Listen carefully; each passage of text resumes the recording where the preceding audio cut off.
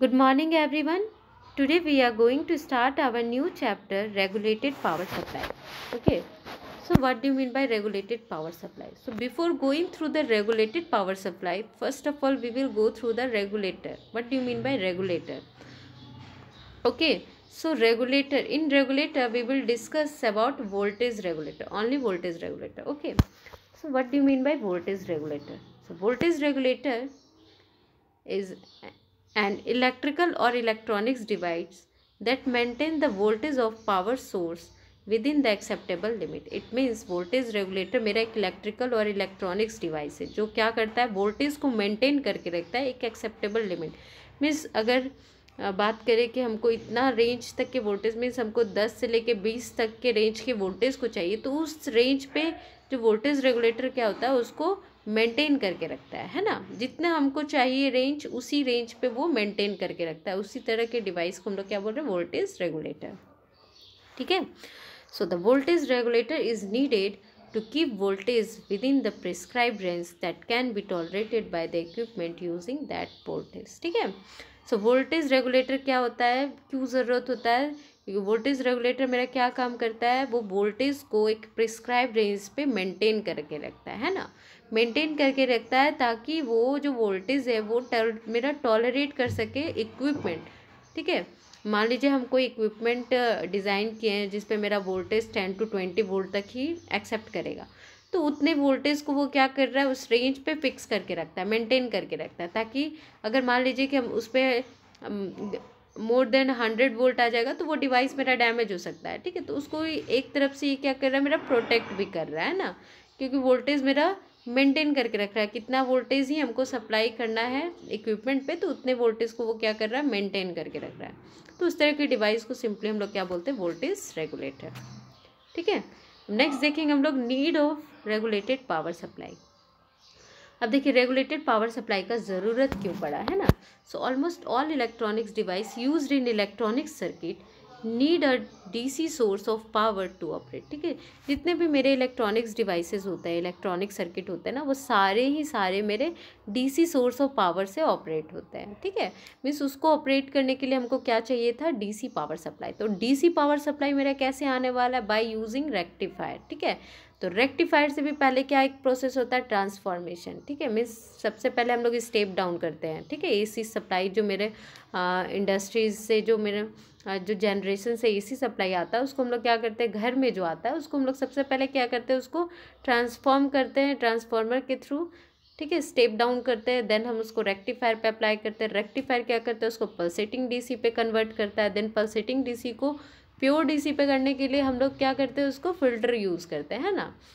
सो जितने भी मेरे इलेक्ट्रॉनिक्स इक्विपमेंट है वो कैसे एनर्जाइज हो रहे हैं, बाय पावर सप्लाई। ठीक है। पावर सप्लाई कैसे मेरा डिराइव्ड हो रहा है, फ्रॉम द स्टैंडर्ड इंडस्ट्रियल और डोमेस्टिक एसी सप्लाई। जो मेरे घर में जो सप्लाई आ रहा है और जो इंडस्ट्रीज़ में सप्लाई आ रहा है उससे ही मेरा डिराइव हो रहा है। ठीक है, पावर। अब ये कैसे होता है, तो by transformation, rectification and filtering, ये 3 प्रोसेस के थ्रू। ठीक है। So the combination of transformer,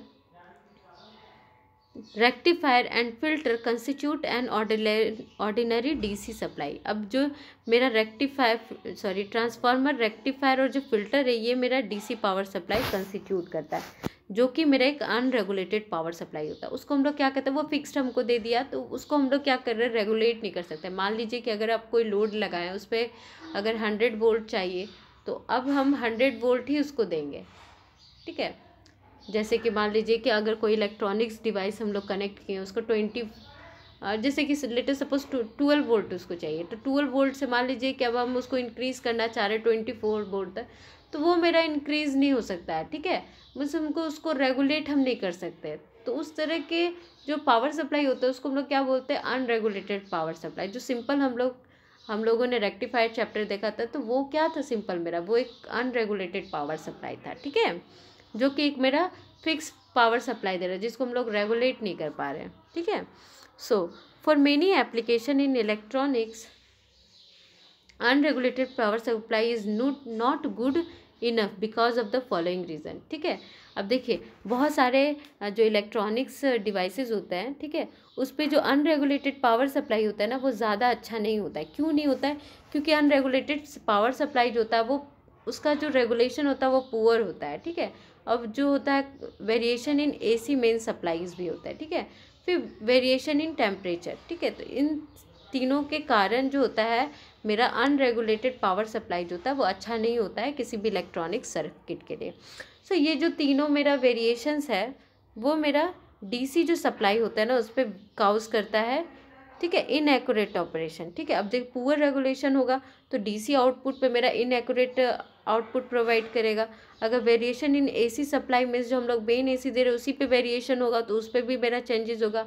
मान लीजिए अगर टेम्परेचर में चेंजेस होगा तो उससे भी मेरा DC आउटपुट काउज होगा। ठीक है, तो अब मान लीजिए कि ये वेरिएशन के कारण जो दो काउजेज होता है, क्या क्या काउजेज होता है? तो फर्स्ट होता है मेरा inaccurate operation. Inaccurate operation means अगर अनरेगुलेटेड पावर सप्लाई दी है, पुअर रेगुलेशन हो रहा है, AC मेन सप्लाईज में भी वेरिएशन आ रहा है, टेम्परेचर में भी वेरिएशन आ रहा है, तो उससे जो मेरा इलेक्ट्रॉनिक्स डिवाइस सर्किट पर अगर कनेक्टेड होगा वो उस तरह का पावर सप्लाई, तो क्या करेगा वो इनएक्यूरेट ऑपरेशन करेगा। मीन्स आपको जो चाहिए ऑपरेशन उसके अलावा वो दूसरा कुछ ऑपरेशन देना शुरू कर देगा, परफेक्ट ऑपरेशन नहीं परफॉर्म करेगा। ठीक है, और दूसरा क्या है? मैल फंक्शनिंग। मैल फंक्शनिंग मीन्स क्या होता है कि आप इनपुट दोगे भी नहीं तो भी वो अपना जो होता है वर्क करना शुरू कर देगा। मीन्स अपना ऑपरेशन स्टार्ट कर देगा। मीन्स वो बिना इनपुट के ही आउटपुट देना शुरू कर देगा। तो उस तरह के फंक्शन को हम लोग मैल फंक्शनिंग बोलते हैं। ठीक है, तो ये डिफरेंट काउजेज होता है मेरा अगर हम लोग अनरेगुलेटेड पावर सप्लाई यूज़ करते हैं किसी भी इलेक्ट्रॉनिक सर्किट पे।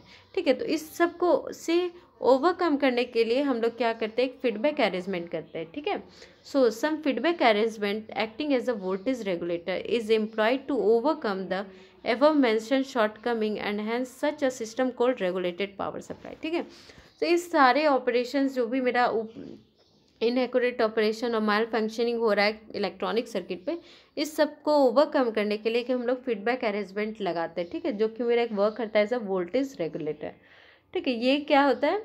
ये बेसिकली क्या करता है? मेरा ओवरकम करता है जो भी मेरा अबव प्रॉब्लम्स हो रहे थे। तो उस तरह के डिवाइस को बेसिकली हम लोग क्या बोलते हैं? Regulated power supply. ठीक है, उस तरह के डिवाइस को हम लोग क्या बोलते हैं? Regulated power supply.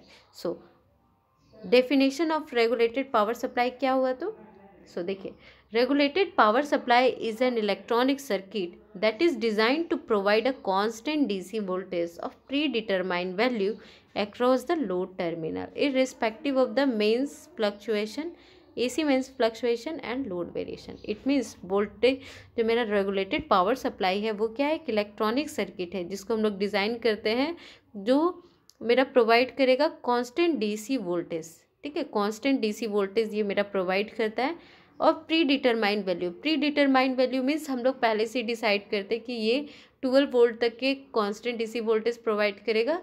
तो वो क्या करेगा? 12 वोल्ट जो होता है उसको कांस्टेंट ये DC सप्लाई प्रोवाइड करेगा। मीन्स प्री डिटरमाइंड मीन हम लोग पहले से ही डिसाइड करते हैं कि हमको इतना वोल्टेज का ज़रूरत है तो उतने वोल्टेज तक का वोल्टेज को ये कांस्टेंट प्रोवाइड करेगा। ठीक है, किसके अक्रॉस प्रोवाइड करता है? लोड टर्मिनल के अक्रॉस। ठीक है, अब देखिए, अब मान लीजिए जो भी मेरा DC कांस्टेंट वोल्टेज यहाँ प्रोवाइड होता है ना वो मेरा इंडिपेंडेंट होता है AC mains fluctuation and load variation. Means आप लोड चेंज करो या जो मेन सप्लाई आ रहा है उस पर अगर फ्लक्चुएशन हो रहा है +-10 का जो फ्लक्चुएशन होता है उसकी वजह से भी इस पर कोई इफेक्ट नहीं होता है। ये ऑलवेज क्या करेगा? DC कांस्टेंट वोल्टेज प्रोवाइड करेगा आपको जिसका रिक्वायरमेंट है। ठीक है, इस तरह के डिवाइसेस को हम लोग क्या बोलते हैं? Regulated power supply. ठीक है, सो आई होप आप लोग को रेगुलेटेड पावर सप्लाई के बारे में कंसेप्ट क्लियर हुआ हो कि रेगुलेटेड पावर सप्लाई क्या होता है, उसका ज़रूरत क्यों होता है ना। सो इस वीडियो के लिए इतना ही। Thank you.